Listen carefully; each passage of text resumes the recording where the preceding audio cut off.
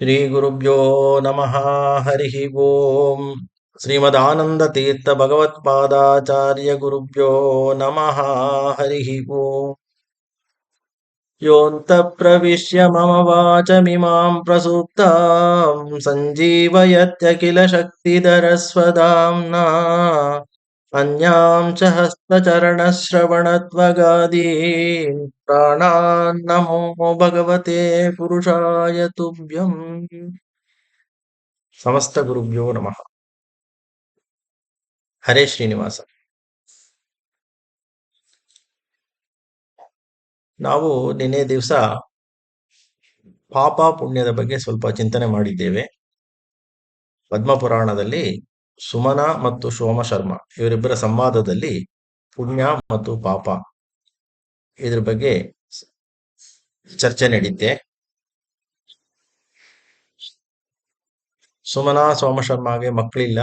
ಅದರಿಂದ ಗಂಡ ಸೋಮಶರ್ಮ ತುಂಬಾ ಚಿಂತೆಯಿಂದ ಇರ್ತಾನೆ. ಆ ಟೈಮಲ್ಲಿ ಸುಮನ ತನ್ನ ಗಂಡನಿಗೆ ಬುದ್ಧಿ ಮಾತು ಹೇಳ್ತಾಳೆ. ಆವಾಗ ಅವಳು ಯಾವ ರೀತಿಯಿಂದ ಮಕ್ಕಳು ಹುಟ್ಟುತ್ತಾರೆ, 4 ವಿಧವಾದ ಮಕ್ಕಳು ಹುಟ್ಟುತ್ತಾರೆ, ಮಕ್ಕಳಿಲ್ಲ ಅಂತ ಏನು ವಿಚಾರ ಕೊಡೋದು ಬೇಡ, ನಮ್ಮ ಪಾಪ ಪುಣ್ಯಕ್ಕೆ ಅನುಗುಣವಾಗಿ ಮಕ್ಕಳು ಹುಟ್ಟುತ್ತಾರೆ. ಋಣ ಸಂಬಂಧ, ನ್ಯಾಸಾಪಹಾರಕ ಮತ್ತೆ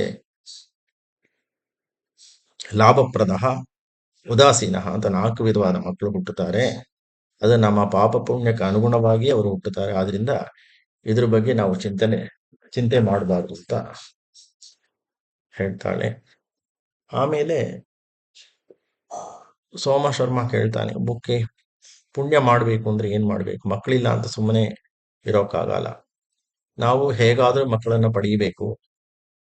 ಅದಕ್ಕೆ ಏನು ಉಪಾಯ ಇದೆ, ಅದ್ರ ಬಗ್ಗೆ ನೀ ಸ್ವಲ್ಪ ತಿಳಿಸಿಕೊಡು. ಪುಣ್ಯದ ವಿಚಾರವನ್ನು ತಿಳಿಸು ಅಂತ ಹೇಳ್ತಾನೆ.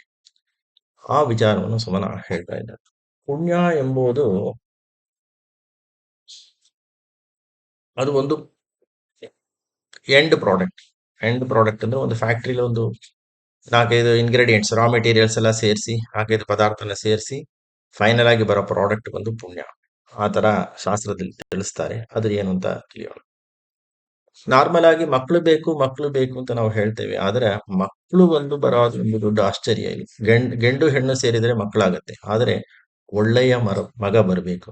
ಆ ಒಳ್ಳೆಯ ಮಗ ಬರೋದಕ್ಕೆ ಅನಂತ ಪುಣ್ಯ ಮಾಡಬೇಕು. ಆ ಪುಣ್ಯ ಮಾಡೋದಕ್ಕೆ ನಾವು ಧರ್ಮದಲ್ಲಿ ಇರಬೇಕು. ಆ ವಿವರವನ್ನು ಸುಮನ ತಿಳಿಸಿಕೊಡ್ತಾರೆ. ಆ ಒಳ್ಳೆಯ ಮಗ ಬಂದದಿಂದ ಏನಾಗತ್ತೆ ಆ ಪರಂಪರೆಗೆ ಅಂದ್ರೆ, ಅವರ ವಂಶ ಉದ್ಧಾರ ಆಗತ್ತೆ. 21 ಕುಲ ಉದ್ಧಾರ ಆಗತ್ತೆ ಅಂತಾರೆ. ಅವರ ಪಿತೃಗಳಿಗೆಲ್ಲ ಸದ್ಗತಿ ಆಗತ್ತೆ. ಆ ಒಳ್ಳೆ ಮಗನಿಂದ ಅವನ ಪರಂಪರೆಯೂ ಚೆನ್ನಾಗಿ ಬೆಳೆಯುತ್ತೆ. ಆಮೇಲೆ ಅವನು ಆ ಒಳ್ಳೆಯವನಾದ ಕಾರಣ ಆ ಪುಣ್ಯಾತ್ಮನ ಜನನವು ತುಂಬಾ ಹ್ಯಾಪಿಯಾಗಿ ನಡೀತೆ. ಅವನ ಮರಣವು ತುಂಬಾ ಹ್ಯಾಪಿಯಾಗಿ ಆಗತ್ತೆ ಅಂತ ಹೇಳಿ ಶಾಸ್ತ್ರಕಾರರು ತಿಳಿಸ್ತಾರೆ. ಸೊ ಇದಕ್ಕೆ ಈ ಪುಣ್ಯವ ಒಳ್ಳೆಯ ಮಗನನ್ನ ಪಡೆಯೋದು ಹೇಗೆ ಅಂತ ಕೆಲವು ವೇಳೆ ಪುಣ್ಯದ ಫಲದಿಂದ ಈ ಗರ್ಭಧಾರಣೆ ಆಗುವುದು ಒಂದು ಒಳ್ಳೆ ಪುಣ್ಯ ಕಾಲದಲ್ಲೇ ಆಗತ್ತೆ. ದಂಪತಿಗಳು ಸಂತೋಷವಾಗಿ ಇರುತ್ತಾರೆ. ಅವರಿಬ್ಬರು ಒಂದೇ ಚಿಂತನೆಯಲ್ಲಿ ಇರ್ತಾರೆ. ನನ್ನ ಮಗ ಇವನು ನಮ್ಮ ಪರಂಪರೆಯನ್ನು ಉದ್ಧಾರ ಮಾಡಬೇಕು, ನಮ್ಮ ಶಾಸ್ತ್ರದ ಪ್ರಕಾರ ಅವನ ಜೀವನ ಮಾಡಬೇಕು, ನಮ್ಮ ಕುಲ ಉದ್ಧಾರ ಮಾಡಬೇಕು ಅಂತ ಹೇಳಿ ಅವರು ಪ್ರಾರ್ಥನೆ ಮಾಡಿ ಆಮೇಲೆ ಅವರು ಗಂಡು ಹೆಣ್ಣು ಸೇರಿ ಅವರಿಗೆ ಮಗುವಾಗತ್ತೆ. ಅದರಿಂದ ಏನ್ ಲಾಭ ಅಂದ್ರೆ, ಆ ಪುಣ್ಯಾತ್ಮ ಬಂದ ಮೇಲೆ ಅವರ ವಂಶದಲ್ಲಿ ಎಲ್ಲಾ ರೀತಿಯಿಂದ ಅನುಕೂಲವಾಗುತ್ತೆ. ಧನ ಕನಕಾದಿ ಭಾಗ್ಯಗಳೆಲ್ಲ ಸಿಗತ್ತೆ. ಆಮೇಲೆ ಸಕಲ ಸತ್ಕಾರ್ಯಗಳು ನಡೀತೆ. ಸಜ್ಜನರು ಅವರಿಗೆ ಯಾವಾಗಲೂ ಬರ್ತಾರೆ, ಸಜ್ಜನ ಸಂಘದಲ್ಲೇ ಇರ್ತಾರೆ. ಈ ತರವಾದ ಒಂದು ಅನುಕೂಲವೆಲ್ಲ ಅವರಿಗೆ ಸಿಗ್ತದೆ. ಅಂತ ಒಂದು ಒಳ್ಳೆಯ ಮಗ ಬರೋದಕ್ಕೆ ಏನ್ ಮಾಡ್ಬೇಕು ಅಂತ ಕೇಳಿದ್ರೆ, ಅವಳು ಹೇಳ್ತಾಳೆ, ಮತ್ತೆ ಕೇಳ್ತಾಳೆ, ಈ ಧರ್ಮ ಅಂತ ಹೇಳ್ತೀಯಲ್ಲ, ಈ ಧರ್ಮ ದೇವತೆಯನ್ನು ಯಾರು ನೋಡಿದ್ದಾರೆಯಾ? ಅದರ ಬಗ್ಗೆ ಸ್ವಲ್ಪ ತಿಳಿಸು ಅಂತ ಸೋಮಶರ್ಮ ಕೇಳ್ತಾನೆ. ಆವಾಗ ಸುಮನ ಹೇಳ್ತಾಳೆ, ಧರ್ಮ ದೇವತೆಯನ್ನು ನೋಡಿರೋದು ದತ್ತಾತ್ರೇಯ ಮತ್ತು ದುರ್ವಾಸರು ಇಬ್ರೇ ನೋಡಿದ್ದಾರೆ. ಒಂದ್ ಸಮಯ ದುರ್ವಾಸರು ತುಂಬಾ ತಪಸ್ ಮಾಡ್ತಾರೆ. 10,000 ವರ್ಷ ಎಲ್ಲ ತುಂಬಾ ಕಷ್ಟಪಟ್ಟು ತಪಸ್ ಮಾಡಿದ್ರು ಯಾರು ದೇವರು ಪ್ರತ್ಯಕ್ಷ ಆಗೋದಿಲ್ಲ. ಅದರಿಂದ ತುಂಬಾ ಅವರಿಗೆ ಕೋಪ ಬರುತ್ತೆ. ಆ ಟೈಮಲ್ಲಿ ಅವರು ನಾವಿಷ್ಟು ಕಷ್ಟಪಟ್ಟು ಧರ್ಮಾಚರಣೆ ಮಾಡಿಯೂ ನಮಗೇನು ಅನುಕೂಲ ಆಗಿಲ್ಲ, ಭಗವಂತನ ವರ ಸಿಕ್ಕಿಲ್ಲ. ಅದರಿಂದ ನಾನು ಧರ್ಮ ದೇವತೆ ಇದನ್ನ ಏನ್ ನೋಡ್ಕೊಂಡು ಸುಮ್ಮನೆ ಕೂತಿದ್ದಾರೆ, ಅದರಿಂದ ದೇವತೆಗೆ ನಾನು ಶಾಪ ಕೊಡ್ತೀನಿ ಅಂತ ಅವ್ರು ಹೇಳ್ತಾರೆ. ಆ ಟೈಮಲ್ಲಿ ಧರ್ಮ ದೇವತೆ ಸ್ವರ್ಗದಿಂದ ಕೆಳಗಿಳಿದು ಬರ್ತಾನೆ. ಬಂದು ದುರ್ವಾಸರ ಹತ್ರ ಕೇಳ್ಕೊತಾನೆ, ಈ ತರ ನೀವು ಕೋಪ ಮಾಡಬಾರ್ದು. ನಿಮಗೆ ಏನ್ ಫಲ ಬಂದ್ರು ಅದು ನಿಮ್ಮ ಜನ್ಮಾಂತರದ ಪಾಪ ಪುಣ್ಯಕ್ಕೆ ಅನುಗುಣವಾಗಿ ನಡೀತೆ. ಅದರಿಂದ ನಿಮ್ಮ ಕೋಪವನ್ನ ಬಿಟ್ಟು ಶಾಂತವಾಗಬೇಕು ಅಂತ ಹೇಳ್ತಾನೆ. ಆವಾಗ ದುರ್ವಾಸ ಕೇಳ್ತಾನೆ, ನೀನ್ ಯಾರು, ಇಲ್ಲಿಂದ ಬಂದ್ಯಾ, ನಂಗೆ ಅಡ್ವೈಸ್ ಮಾಡೋದಕ್ಕೆ ನೀನ್ ಯಾರು, ಹೂ ಆರ್ ಯು ಹಂಗೆ ಅಂತ ಹೇಳಿ ಎಲ್ಲ ಕೇಳ್ತಾರೆ. ಆವಾಗ ಧರ್ಮ ದೇವತೆ ತನ್ನ ಪರಿಚಯವನ್ನು ಮಾಡ್ತಾನೆ. ಅದು ತುಂಬಾ ಚೆನ್ನಾಗಿದೆ. ಒಂದು ಪುಣ್ಯ ಕೆಲಸ ಆಗಬೇಕು ಅಂದ್ರೆ ನಾವು ಏನ್ ಕೆಲಸ ಮಾಡಿದ್ರು ಅದು ಒಂದು ಕರ್ಮವೇ. ಪುಣ್ಯ ಕರ್ಮ ಅಂತೆಲ್ಲ ಒಂದು ಇಲ್ಲ, ಒಂದು ಕರ್ಮ ನಾವು ಮಾಡ್ತೇವೆ. ಅದರಲ್ಲಿ ಈ ಧರ್ಮದ 10 ಅಂಗಗಳಿರುತ್ತೆ. ಏನಂದ್ರೆ ಧರ್ಮ ಮಾಡಬೇಕು ಅಂದ್ರೆ ಒಂದು 10 ಇಂಗ್ರೀಡಿಯೆಂಟ್ಸ್ ಇದೆ. ಎ ಟು ಝೆಡ್ ವರೆಗೆ ಒಂದು 10 ಇಂಗ್ರೀಡಿಯೆಂಟ್ಸ್. ಈ 10 ಇಂಗ್ರೀಡಿಯೆಂಟ್ಸ್ ಸೇರಿದರೆ ಅದು ಧರ್ಮ ಆಗತ್ತೆ. ಅದು ಯಾವುದು ಅಂದ್ರೆ ಬ್ರಹ್ಮಚರ್ಯ, ಸತ್ಯ, ಮಕಪಂಚಕ ವರ್ತನೇಹಿ, ದಾನ, ನಿಯಮ, ಕ್ಷಮ, ಶೌಚ, ಅಹಿಂಸ, ಶಾಂತಿ. ಆಮೇಲೆ ದೇವಿಯರು ಶ್ರದ್ಧಾದೇವಿ, ಶಾಂತಿ ದೇವಿ, ಇವರೆಲ್ಲ, ಮೇಧಾದೇವಿ,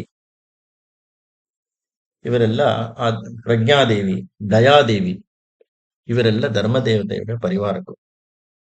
ಅವರು ಒಬ್ಬೊಬ್ಬರನ್ನು ಧರ್ಮದೇವತೆ ದುರ್ವಾಸರಿಗೆ ಪರಿಚಯ ಮಾಡಿಕೊಡ್ತಾನೆ.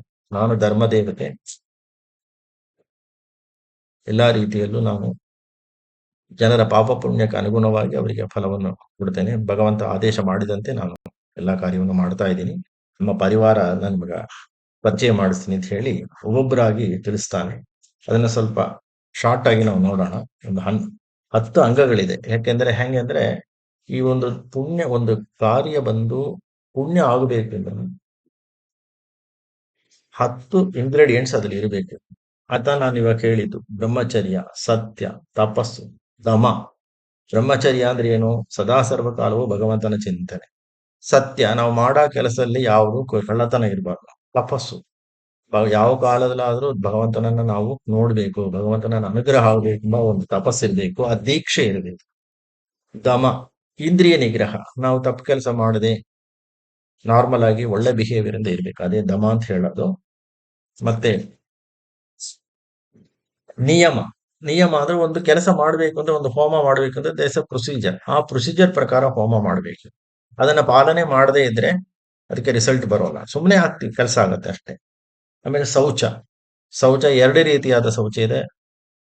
ಬಾಹ್ಯ ಶೌಚ, ಆಂತರಿಕ ಶೌಚ ಅಂತ. ಮನೆ ಎಲ್ಲ ಶುದ್ಧವಾಗಿರ್ಬೇಕು, ದೇವ್ರ ಮನೆ, ನಮ್ಮ ಪರಿಸರ ಎಲ್ಲ ಶುದ್ಧವಾಗಿರೋದು ಎಕ್ಸ್ಟರ್ನಲ್ ಪ್ಯೂರಿಟಿ. ಇಂಟರ್ನಲ್ ಪ್ಯೂರಿಟಿ ಎಂಬುದು ನಮಗೆ ಮನಸ್ಸಲ್ಲಿ ಯಾವಾಗಲೂ ಸ್ವಚ್ಛವಾಗಿರ್ಬೇಕು. ಮನಸ್ಸಲ್ಲಿ ಕಾಮಕ್ರೋಧಾದಿಗಳು ಇರಬಾರದು, ಈರ್ಷ್ಯ ಇರಬಾರದು. ಆ ರೀತಿಯೆಲ್ಲ ಒಳ್ಳೆ ಗುಣಗಳನ್ನು ನಾವು ಅಳವಡಿಸಿಕೊಂಡಿರ್ಬೇಕು. ಶೌಚ ಇದು. ಶುಶ್ರೂಷ, ಶುಶ್ರೂಷ ಅಂದ್ರೆ ನಾವು ಇನ್ನೊಬ್ಬರಿಗೆ ಉಪಕಾರ ಮಾಡೋ ರೀತಿಯಲ್ಲಿ ಒಂದು ಭಾವನೆ ನಮ್ಮ ಮನಸ್ಸಲ್ಲಿ ಇರ್ಬೇಕು. ಯಾರೋ ಒಬ್ರು ಕಷ್ಟದಲ್ಲಿ ಇದ್ದಾರೆ, ಹಾಸ್ಪಿಟಲ್ ಇದ್ದಾರೆ ಅಂದ್ರೆ ಅವರಿಗೆ ಯಾವುದೋ ಒಂದು ರೀತಿಯಲ್ಲಿ ಹೋಗಿ ಸಹಾಯ ಮಾಡೋಕೆ ನಮ್ಗೆ ಒಂದು ಮನಸ್ಸಾಗುತ್ತೆ. ಆ ಮೆಂಟಾಲಿಟಿ ಇರ್ಬೇಕು. ಕ್ಷಮ, ಕ್ಷಮ ಅಂದ್ರೆ ಎಷ್ಟು ಕಷ್ಟ ಬಂದರೂ ತಾಳ್ಮೆ, ಎಷ್ಟು ಕಷ್ಟ ಬಂದರೂ ನಾವು ನಮ್ಮ ಗುರಿಯಲ್ಲಿ ದೃಢವಾಗಿರ್ಬೇಕು. ದೇವರು ನಮ್ಮನ್ನ ರಕ್ಷಣೆ ಮಾಡ್ತಾನೆ. ಎಷ್ಟೇ ಕಷ್ಟ ಬಂದ್ರು, ಸುಖವಾಗಲಿ ಬಹು ದುಃಖವಾಗಲಿ ಜೊತೆ ನೀನಾಗಿರು ಪಾಂಡುರಂಗ ಅಂತ ಹೇಳೋ ರೀತಿಯಲ್ಲಿ ದೇವರನ್ನು ನಾವು, ಸ್ವಾಮಿ ನೀವು ನನ್ನ ಜೊತೆ ಇದ್ದು ಈ ಕಷ್ಟವನ್ನ ದೂರ ಮಾಡಿ ನಮಗೆ ಅನುಗ್ರಹ ಮಾಡು ಅಂತ ನಾವು ದೃಢವಾಗಿ ಪ್ರಾರ್ಥನೆ ಮಾಡಬೇಕು. ಈ ರೀತಿಯಾದ ಮನೋಭಾವ ನಮಗೆ ಇರಬೇಕು. ಆಮೇಲೆ ಕ್ಷಮ, ಆಮೇಲೆ ಶಾಂತಿ ದೇವಿ. ಈ ಶಾಂತಿ ದೇವಿ ಎಂಬುದು ಏನು ಅಂದ್ರೆ, ಅವರು, ಆ ದೇವಿ ನಮ್ಮ ಮನಸ್ಸಲ್ಲಿ ಬಂದು ಕೂತ್ಕೊಂಡ್ಬಿಟ್ರೆ ನಾವು ಯಾವಾಗಲೂ ಶಾಂತವಾಗಿರ್ತೀವಿ. ನಮ್ಮ ಮನಸ್ಸಲ್ಲಿ ಯಾವುದು ಹಲ್ಚಲಿಲ್ಲ, ಏನ್ ಗಲಾಟೆ ಏನೂ ಇಲ್ಲ, ಸಿಟ್ಟು ಬರೋದಿಲ್ಲ.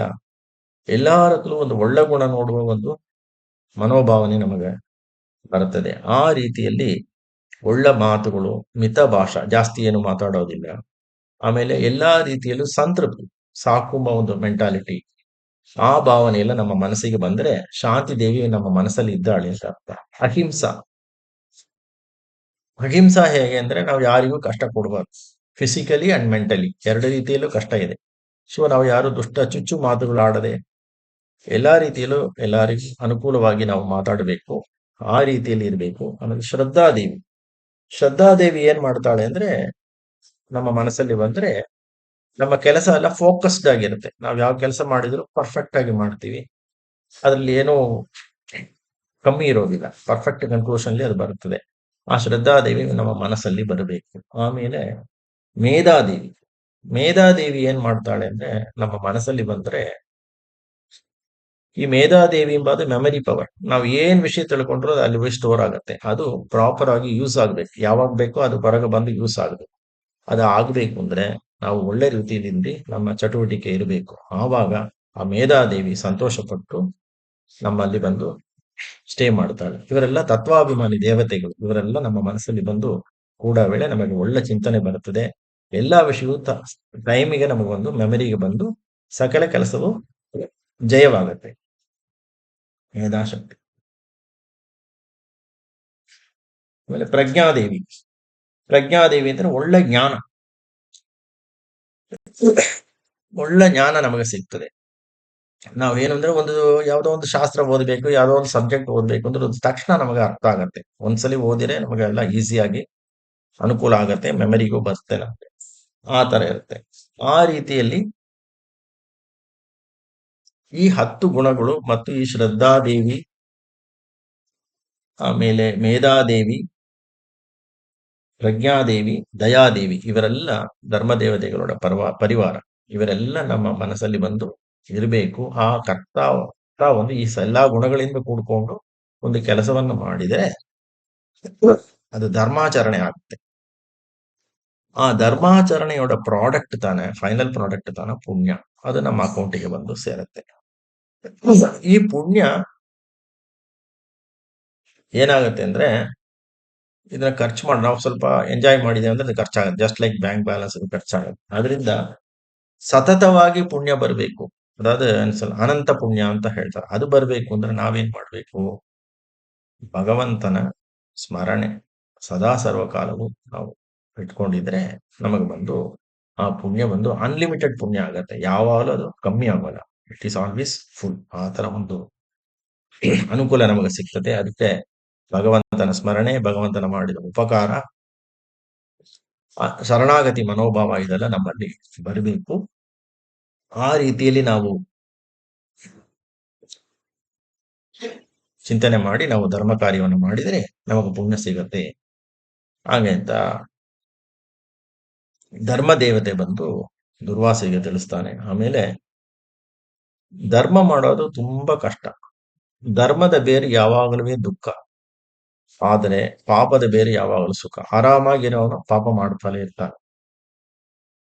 ಧರ್ಮ ಕೆಲಸ ಮಾಡಬೇಕು ಅಂತ ಒಬ್ಬ ಪ್ಲಾನ್ ಮಾಡಿದ ಅಂದ್ರೆ ಅವನಿಗೆ ಯಾವ್ದೋ ಏನೋ ಒಂದು ಪ್ರಾಬ್ಲಮ್ಸ್ ಬರ್ತಾವೆ, ಹರ್ಡಲ್ಸ್ ಬರ್ತಾವೆ. ಇದೇನು ಅಂದ್ರೆ ಟೆಸ್ಟಿಂಗ್. ಅದು ಭಗವಂತ ನಮ್ಮನ್ನ ಟೆಸ್ಟ್ ಮಾಡ್ತಾನೆ. ಇವನು ಎಷ್ಟೊತ್ತು ತಡಿತಾನೆ ಹಂಗೆ ಅಂತ ಹೇಳಿ ಎಲ್ಲ ಕೊಟ್ಟು ಟೆಸ್ಟ್ ಮಾಡಿ ಆಮೇಲೆ ನಾವು ಅದನ್ನೆಲ್ಲ ಕ್ಷಮೆಯಿಂದ ಎಲ್ಲ ಸಹಿಸ್ಕೊಂಡಿದ್ರೆ ನಮಗೆ ಫೈನಲ್ ಆಗಿ ಒಳ್ಳೆ ರಿಸಲ್ಟ್ ಬರುತ್ತೆ. ಅದು ನಮಗೆ ಮೋಕ್ಷವನ್ನೇ ತಂದು ಕೊಡುತ್ತೆ. ಆ ರೀತಿಯಲ್ಲಿ ಧರ್ಮ ದೇವತೆ ತನ್ನ ಪರಿವಾರದ ಬಗ್ಗೆ ಇಂಟ್ರೊಡ್ಯೂಸ್ ಮಾಡಿ ಅವರೆಲ್ಲ ಏನೇನು ಕೆಲಸ ಮಾಡ್ತಾರೆ, ಅವರಿಂದ ಏನೇನು ಪ್ರಯೋಜನ, ಅದರಿಂದ ಒಂದು ಮಾನವನಿಗೆ ಏನು ಅನುಕೂಲ ಆಗುತ್ತೆ ಅಂತ ಹೇಳಿ ಹೇಳ್ತಾರೆ. ಮುಂದೆ ಈ ಕಥೆಯನ್ನು ನಾವು ನಾಳೆ ತಿಳಿಯೋಣ. ಶ್ರೀ ಕೃಷ್ಣಾರ್ಪಣಮಸ್ತು.